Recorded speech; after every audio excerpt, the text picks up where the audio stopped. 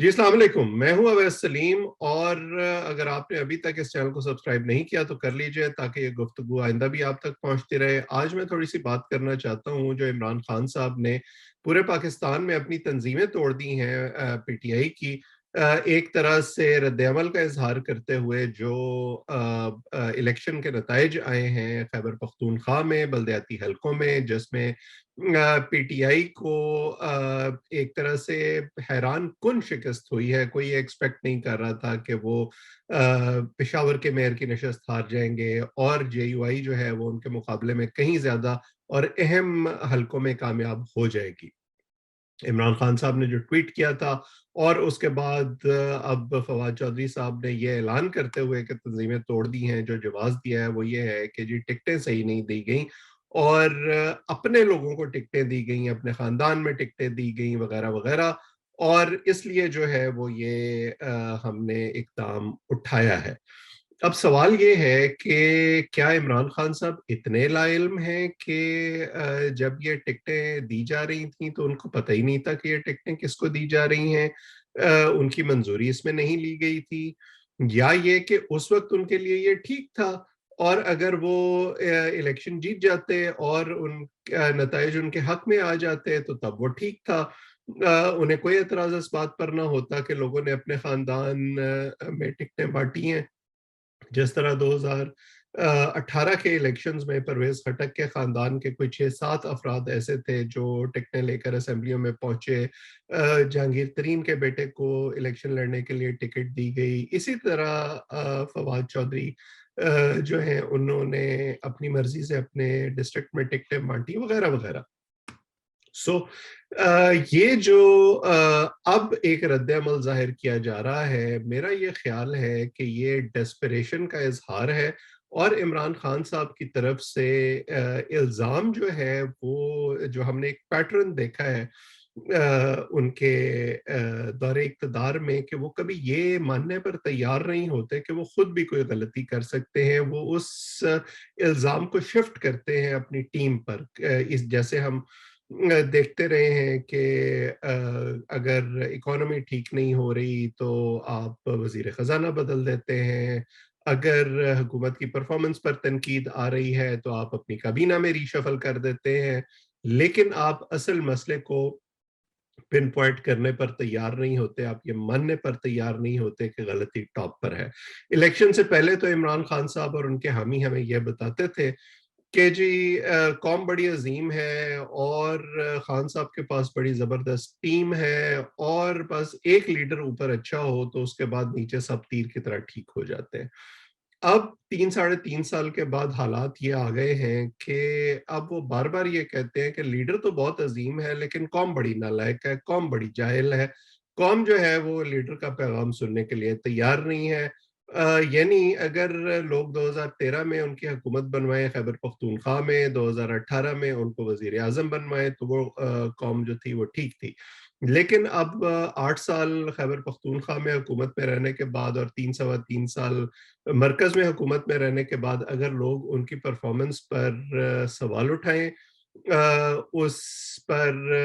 غیر مطمئن ہوں اور اپنے رد عمل کا اظہار ووٹ کے ذریعے کریں تو پھر وہ قوم جو ہے وہ جاہل ہو جاتی ہے اور اس کے لیے جو ہے وہ طرح طرح کے جواز گھڑے جاتے ہیں۔ یہ جب تک یہ پارٹی اور ظاہر ہے اس پارٹی کی ہائی کمانڈ صرف ون مین شو ہے، عمران خان صاحب سب لوگ ان کی طرف دیکھتے ہیں، جو وہ کہتے ہیں سب لوگ نیچے کورس کی طرح وہی گانا شروع کر دیتے ہیں، اور کیونکہ خان صاحب نے اپنے حامیوں کو یہ بتا دیا ہے کہ جی مسئلہ سارا میڈیا میں ہے، ہم تو بہت اچھا کام کر رہے ہیں، میڈیا ہمارے اچھے کام لوگوں تک پہنچا نہیں رہا، اور جو ہے یہ مافیا ہے اور مافیا جو ہے وہ ہمارے خلاف سازشیں کر رہا ہے، تو اب پوری قوم جو ہے اس کو خان صاحب کی ہاں میں ہاں ملانی چاہیے اور بھول جانا چاہیے کہ کوئی مہنگائی ہے یا ان کے لیے قوت خرید کا مسئلہ ہے یا ان کے لیے 2 وقت کی روٹی کا مسئلہ بنا ہوا ہے۔ دیکھیے ایسا نہیں ہوتا، لوگ اپنے مسائل کا شکار ہوتے ہیں اور ان مسائل کو سامنے رکھتے ہوئے وہ ایسے موقعوں پر اپنے رد عمل کا اظہار کرتے ہیں، خاص طور پر جب انہیں یہ نظر نہ آ رہا ہو کہ آپ کے پاس کوئی پالیسی ہے۔ اور ٹکٹوں کی فروخت کی تقسیم اگر اتنا بڑا مسئلہ ہے تو کیا وہ آج آپ کو پتہ چلا ہے؟ یہ تو ہر الیکشن میں پی ٹی آئی کے ساتھ مسئلہ ہوتا ہے۔ 2013 کے الیکشن میں جب خیبر پختونخوا میں اس طرح کے الزامات سامنے آئے تھے اور پنجاب میں بھی اس طرح کی باتیں ہوئی تھیں کہ ٹکٹیں باقاعدہ فروخت کی گئی ہیں پی ٹی آئی کی طرف سے، تو جسٹس وجیہ الدین کو ایک انکوائری کمیٹی کا سربراہ بنایا گیا تھا، اور انہوں نے جو انکوائری کی تھی اس کے نتیجے میں جہانگیر ترین، پرویز خٹک، اعجاز چودھری اور اس قسم کے لوگ جو اس وقت ٹکٹوں کی تقسیم میں آگے آگے تھے، ان پر جو ہے وہ انگلیاں اٹھائی گئی تھیں۔ لیکن عمران خان صاحب نے کیا کیا؟ انہوں نے اس انکوائری رپورٹ کے مندرجات پر عمل کرنے کی بجائے جسٹس وجیہ الدین کو پارٹی سے سائیڈ لائن کر دیا۔ جب حامد خان صاحب نے سوال اٹھائے ان لوگوں کے کنڈکٹ پر تو انہوں نے حامد خان صاحب کو سائیڈ لائن کر دیا۔ یعنی اس وقت تک عمران خان صاحب کے لیے یہ تمام لوگ ٹھیک تھے جب تک نتائج عمران خان صاحب کے حق میں جا رہے تھے، اور اب جب نتائج ٹھیک نہیں جا رہے تو وہ لوگوں کو یہ امپریشن دینے کی کوشش کر رہے ہیں کہ جی اصل مسئلہ ان لوگوں میں ہے، اصل مسئلہ پارٹی کے اس بیانیے میں ہے کہ جی نہیں نہیں مہنگائی کوئی مسئلہ نہیں ہے۔ جب تک آپ ریت میں سر دیے رکھیں گے، آپ یہ ماننے پر تیار نہیں ہوں گے کہ اصل مسئلہ کیا ہے جس کی وجہ سے لوگ آپ سے خفا ہیں، جب تک آپ اس کی طرف دھیان نہیں دیں گے تب تک یہ مسئلہ حل نہیں ہوگا۔ اور میں آج یہ پریڈکشن کر رہا ہوں کہ یہ جو انہوں نے تنظیمیں توڑی ہیں اور اب یہ ظاہر نئے عہدیدار سامنے لائیں گے، یا جیسے ابھی انہوں نے ایک 12 رکنی کمیٹی بنائی ہے جس میں وزیر اعلیٰ خیبر پختونخوا، وزیر اعلیٰ پنجاب، گورنر سندھ اور کچھ وفاقی وزراء شامل ہیں، ان سب اسپیکر اسد کیسر بھی اس میں شامل ہیں۔ یہ 12 ممبر کی کمیٹی جو ہے یہ فی الحال معاملات کو دیکھے گی، لیکن انہیں بہرحال کوئی نہ کوئی تنظیم تو کھڑی کرنی پڑے گی جو بلدیاتی انتخابات کے اگلے مرحلے ہیں ان کے لیے، پنجاب میں بھی، خیبر پختونخوا میں بھی اور دوسرے صوبوں میں۔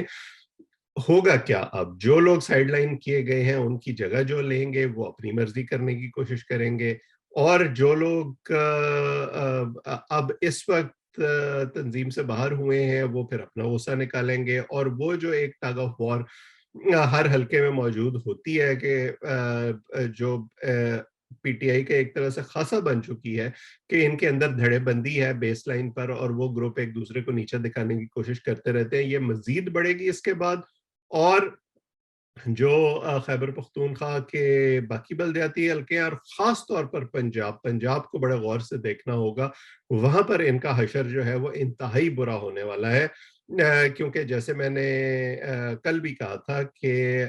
پنجاب میں جب الیکشن ہو رہے ہوں گے تو اس سے پہلے منی بجٹ آ چکا ہوگا اور مہنگائی میں مزید اضافہ ہو چکا ہوگا، جیسے آپ نے خبریں بھی دیکھی ہوں گی کہ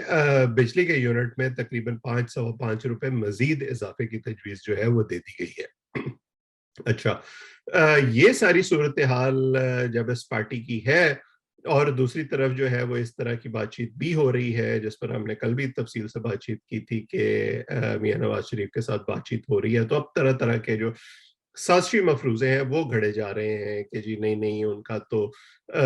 ویزا ختم ہو گیا ہے، وہ تو وہاں سے ڈپورٹ کیے جانے والے ہیں، اور ان بات چیت میں کوئی حقیقت نہیں ہے، یہ تو وہ اپنے آپ کو ریلیونٹ رکھنے کے لیے کر رہے ہیں۔ بھئی بات یہ ہے کہ اگر وہ اپنے آپ کو ریلیونٹ رکھنے کے لیے کر رہے ہیں تو آپ اتنی ڈیسپریشن کا اظہار کیوں کر رہے ہیں؟ آپ کے وزراء، آپ کی پارٹی، آپ کے کارکن، آپ کا سوشل میڈیا سیل جو ہے وہ ہر وقت اس کو ڈسکس کیوں کیے جا رہا ہے؟ اگر وہ بالکل ریلیونٹ نہیں ہے تو آپ تو جے یو آئی ایف کے بارے میں بھی یہی کہتے تھے، مولانا فضل الرحمان کے بھی بارے میں بھی یہی کہتے تھے کہ وہ ریلیونٹ نہیں ہے، ان کی سیاست ختم ہو چکی ہے۔ اس ختم سیاست نے ابھی آپ کو آئینہ دکھا دیا ہے خیبر پختونخوا کے الیکشنز میں، اور مسلم لیگ نون کی جو ختم اور دفن شدہ سیاست ہے وہ بھی آپ کو پنجاب کے بائی الیکشنز میں نظر آتی رہتی ہے۔ ان کی پارٹی کھڑی ہے اپنی جگہ، ان کے لوگ جو ہیں وہ پے در پے ضمنی انتخابات جیت رہے ہیں۔ سو آپ اپنے آپ کو بھلے دھوکہ دیتے رہیں، اپنے حامیوں کو آپ بھلے مطمئن کرنے کی کوشش کرتے رہیں اس طرح کے جواز گھڑ کے، لیکن اس سے کوئی بھی انڈیپینڈنٹ آبزرور یا اینالسٹ جو ہے وہ مطمئن نہیں ہوگا۔ آپ نے اپنی غلطیوں کے ہاتھوں اور اسی طرح کے ڈینائل کے ہاتھوں آج کا دن دیکھا ہے، और आप ऐसा लगता है कि अभी भी आपको समझ पूरी तरह से नहीं आई जब तक आप अपने गिरेबान में नहीं झाँकेंगे, अपनी गलतियों को तस्लीम नहीं करेंगे और ये मानने पर तैयार नहीं होंगे कि असल मसला बैड गवर्नेंस है, असल मसला इकोनॉमी है, असल मसला आपकी पॉलिसियाँ हैं, तब तक ये मसला हल नहीं होगा। आज इतना ही, आप सबका बहुत-बहुत शुक्रिया।